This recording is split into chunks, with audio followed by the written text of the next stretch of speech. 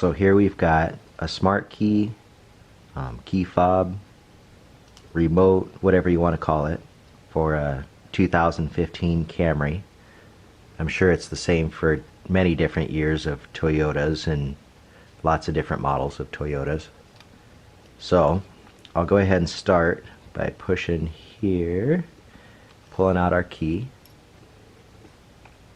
and then take our little screwdriver, pop that open,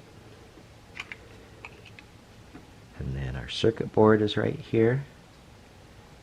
I'll go ahead, pop the battery out, and then my new battery is it's a CR2032. I'll go ahead and put that in. I'll drop it back in here, like so. Snap it back together, and put in the key.